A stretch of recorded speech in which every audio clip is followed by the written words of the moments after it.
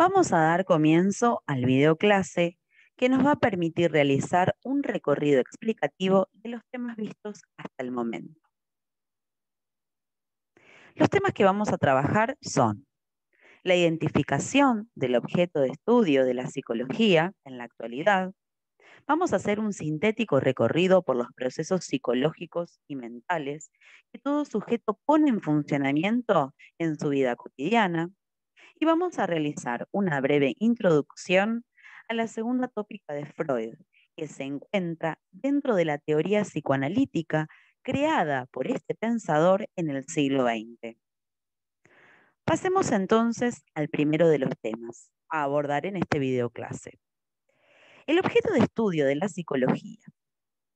Si nos preguntamos qué es aquello que estudia la psicología, podemos decir que se encarga, por un lado, de analizar y explicar la conducta de las personas. También estudia la manera en que cada sujeto actúa o reacciona ante determinada manera de enfrentar los estímulos. En este sentido, es importante tener en cuenta que estos estímulos pueden provenir del interior del individuo, por ejemplo, deseos o necesidades fisiológicas, o bien provenir del exterior, es decir, todo aquello que se relacione con el contexto social y cultural del mismo. La realidad en la que se inserta una persona genera o provoca que ésta atraviese distintos estados mentales que lo afectan en mayor o menor medida. Y esto también es objeto de estudio de la psicología. Por otro lado, el proceso de adaptación al medio ambiente que debe realizar un individuo genera en este diversos conflictos. Recordemos que el medio ambiente humano no solo es natural, sino fundamentalmente social y cultural. La sociedad y la cultura, el tiempo y el espacio en que un sujeto vive, condiciona significativamente la manera en que éste comprende y ve el mundo, a los otros y a sí mismo. Esta forma de comprensión de su entorno y de sí mismo se constituye en la mente de una persona como representaciones mentales y es lo que llamamos subjetividad.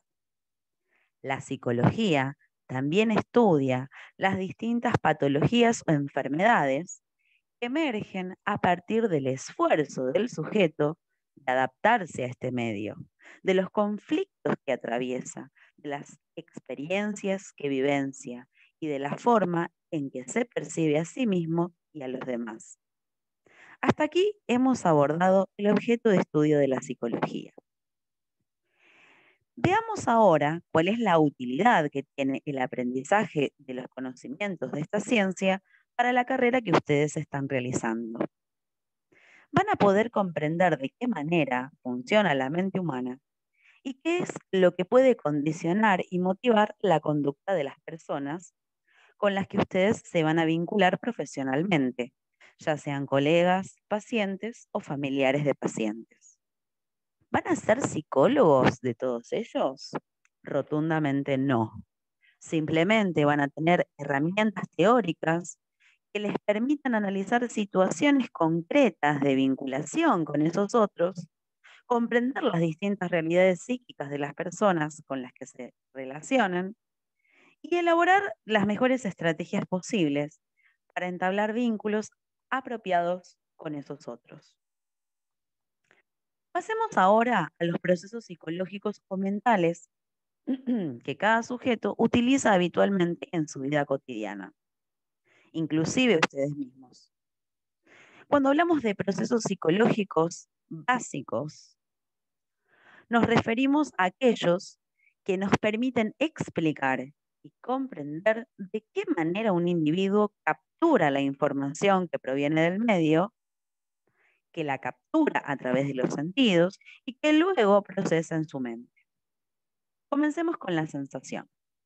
La sensación es el proceso que se vincula con la captación de información a través de los 5 sentidos. Esta información, luego de ser percibida, es organizada y procesada. La atención es un proceso mental que posibilita la búsqueda y selección de estímulos que requieren mayor interés, ya sean estímulos internos o externos. Permite que ciertos estímulos estén en un primer plano y otros en segundo plano, capturando la información más importante para el sujeto. Las emociones son las reacciones afectivas que un individuo elabora frente a ciertos estímulos significativos que se encuentran en el medio. Son de corta duración y permiten la adaptación a este medio. La motivación es el conjunto de procesos que permiten dar orientación y energía a determinadas conductas. La motivación se vincula con el objetivo que pretende conseguir dicha conducta. Las motivaciones pueden ser internas como externas. Y por último, la memoria es el proceso mental que se relaciona con la capacidad de almacenar la información que captura un sujeto. Luego, esta información será utilizada en procesos mentales más complejos o superiores. Ahora pasemos a los procesos mentales o psicológicos superiores. Estos procesos permiten que una persona se comunique con su entorno, que resuelva conflictos o problemáticas, que planifique sus acciones para adaptarse positivamente al medio. Y es lo que nos distingue esencialmente de las demás especies. Comencemos a explicarlos. El pensamiento es la capacidad humana de analizar los datos existentes en la mente, elaborar ideas que luego van a posibilitar la resolución de problemas, la toma de decisiones o representaciones mentales del mundo, de los otros y de nosotros mismos. El aprendizaje es el proceso mental que posibilita que un sujeto realice transformaciones o cambios de conductas en función de las situaciones que vive o experimenta. El fin del cambio de conducta es la adaptación activa y permanente al medio. También permite resolver situaciones conflictivas que se le van haciendo presentes. El lenguaje es la capacidad de hablar, escuchar, leer y escribir, única del ser humano. Le permite simbolizar el mundo, representárselo, acumular conocimientos y transmitirlos. Es una gran apoyatura para el desarrollo del pensamiento. Y por último, la inteligencia es la capacidad mental de modificar el medio ambiente en función de las necesidades que tienen los individuos. La diferencia que existe entre los procesos psicológicos superiores y los básicos radica únicamente en su nivel de complejidad. Ambos permiten al individuo tomar conciencia de su existencia, de sí mismos y de su entorno. Dan origen a la conducta humana y hacen posible la adaptación al medio. Pasemos ahora a la teoría psicoanalítica que desarrolla Sigmund Freud. En líneas generales, vamos a decir que la teoría psicoanalítica se encarga del estudio tanto de los procesos conscientes de los sujetos, como el pensamiento, y de los procesos inconscientes que suceden en la mente y que se ocultan al individuo. Decimos que el saber del inconsciente es un saber no sabido, porque está allí en la mente, pero se nos oculta. Y lo que provoca que ciertos contenidos, ideas, hechos, sucesos, deseos o representaciones se ocultan a la conciencia es el mecanismo de represión. Si tenemos que definir a la represión, vamos a decir que es un mecanismo de defensa que se encarga de desalojar de la conciencia y enviar al inconsciente elementos que para el sujeto resultan penosos, dolorosos, temibles o vergonzantes. Si algún elemento de la conciencia resulta intolerable para el individuo, la represión lo cambia de lugar y lo envía al inconsciente. Ahora, la represión tiene dos características fundamentales. Por un lado, es un mecanismo involuntario, por lo tanto, no decidimos ni qué se reprime ni cuándo.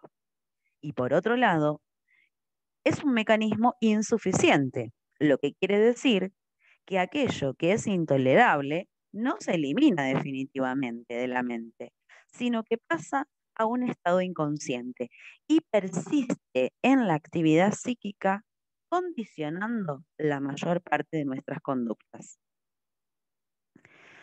Comencemos a explicar la segunda tópica de Freud o teoría que elabora Sigmund Freud para poder analizar cómo el sujeto se vincula con el deseo y la forma de actuar sobre la realidad. Freud plantea que la mente o aparato psíquico puede subdividirse en tres partes o instancias psíquicas, que son el ello, el yo y el superyo. El ello es la primera instancia psíquica que nos constituye. Es el reservorio de nuestros deseos. Cuando nacemos, somos puro ello, puro deseo, y estamos en la búsqueda permanente de satisfacción de esos deseos. Por eso decimos que se rige por el principio de placer. A medida que vamos tomando contacto con el mundo exterior, que está constituido por los otros, el ello se va modificando. Surge entonces dentro del ello una nueva instancia psíquica, que es el yo. El yo es nuestra personalidad y se encuentra en construcción y modificación a lo largo de la vida. Se rige por el principio de realidad, dado que es quien debe tomar decisiones para poder permitirle al sujeto autoconservarse, es decir, adaptarse positivamente al medio. En esa adaptación, toma decisiones que provoquen placer siempre y cuando el costo o displacer no sea mayor al placer que obtenga. Al tomar esas decisiones, actúa como un mediador entre los deseos, la realidad social y cultural que le impone el mundo exterior y los valores morales y éticos que ha incorporado dentro del superyo. Al tomar decisiones, el yo debe tener en cuenta las exigencias de estos tres, es decir, del ello, del superyo y del mundo exterior. Una decisión adecuada para el sujeto es aquella que permite conciliar estas tres exigencias. El superyo es la tercera instancia psíquica que se forma dentro del yo y que surge por la influencia de padres y educadores. El superyo contiene valores y normas que nos han enseñado. Es un tercer poder o juez moral que el yo tiene que tener en cuenta a la hora de evaluar ciertas decisiones. Para concluir con este tema y el video clase, vamos a decir que la acción o decisión del yo es correcta cuando concilia las demandas o exigencias del ello, del superyo y del mundo exterior. Vamos a decir que la mayor parte de nuestra actividad psíquica o de nuestra mente es inconsciente. También vamos a decir que el inconsciente condiciona la mayor parte de nuestras conductas. Y en conclusión, somos conscientes de una pequeña parte de nuestra realidad psíquica. Espero que este video haya sido claro y de utilidad para ustedes. Saludos a todas y a todos.